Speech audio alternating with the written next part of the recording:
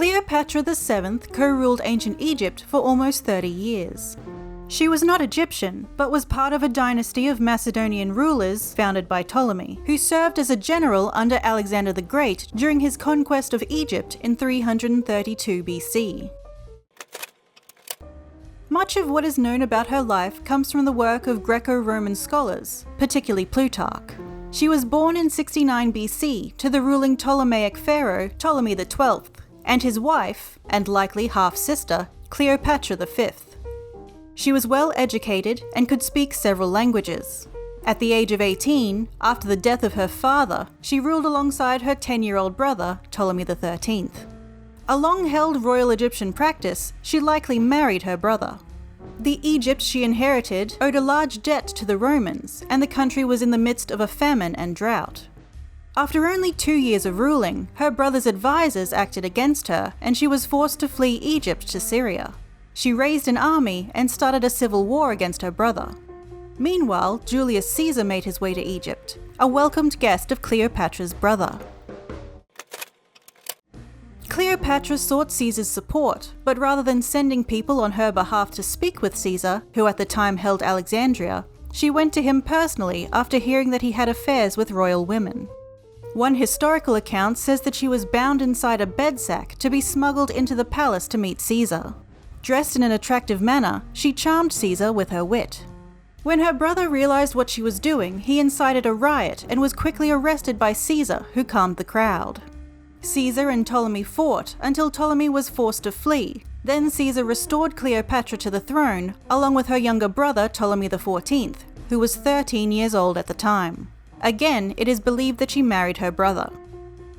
Cleopatra then had a son named Ptolemy Caesar, who was known by the Egyptian people as Caesarion, or Little Caesar. Obviously, it was suspected that this was Caesar's son. After Caesar's return to Rome, Cleopatra went to visit him with her son. During this time, Caesar was murdered, so she returned to Egypt. Upon her return, her brother husband was murdered, and Caesarion, who was 3 years old at the time, ruled as co-ruler with his mother. Mark Antony was an ally of Julius Caesar and came looking for Cleopatra's help. He wanted to kill Caesar's assassins, Brutus and Cassius. She gave him 4 legions, allowing him to defeat the pair, and claimed joint rule of Rome with Octavian in 42 BC. Antony met with Cleopatra in person to advise her of his victory and was seduced by her charms. He left his wife in Rome and followed Cleopatra back to Egypt. Living a life of leisure and excess, Cleopatra and Antony formed their own drinking society, known as the Inimitable Livers. The group engaged in nightly feasts and wine binges, and its members occasionally took part in elaborate games and contests. One of their favourite activities supposedly involved wandering the streets of Alexandria in disguise and playing pranks on its residents. After spending a year in Egypt, he returned to Rome, at which point Cleopatra gave birth to twins, Alexander Helios and Cleopatra Selene, or Sun and Moon. Mark Antony married Octavian's sister, then also married Cleopatra. Cleopatra then had another son, Ptolemy Philadelphus. Antony rejected his Roman wife, stayed in Egypt, named Caesar's son Caesarion his heir, and gave all of Cleopatra's children land rights. This caused tensions between Antony and Rome, and the Roman Senate soon stripped him of all his titles. His former co-ruler, Octavian, then declared war on Cleopatra. In 31 BC, Cleopatra and Antony were defeated in battle. Cleopatra retreated to Egypt, and Antony soon followed. Before arriving, he heard a rumor that Cleopatra had committed suicide, so he fell on his sword, and died just as the news arrived that the rumor had been false. After burying Antony and meeting with the victorious Octavian, Cleopatra closed herself in her chamber with 2 of her female servants. The means of her death is uncertain, but Plutarch wrote that she used a poisonous snake, known as an asp, a symbol of divine royalty, to commit suicide at age 39. According to her wishes, Cleopatra's body was buried with Antony's.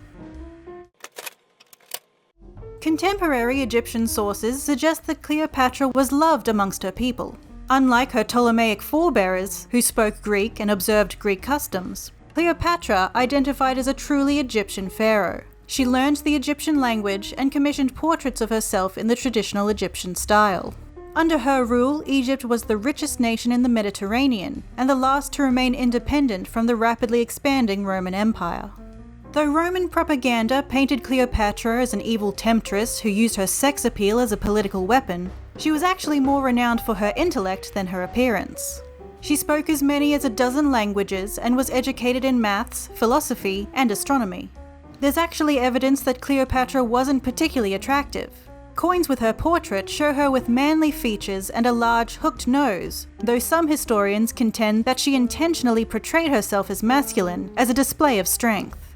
Cleopatra believed herself to be a living goddess, and she often used clever stagecraft to woo potential allies and reinforce her divine status.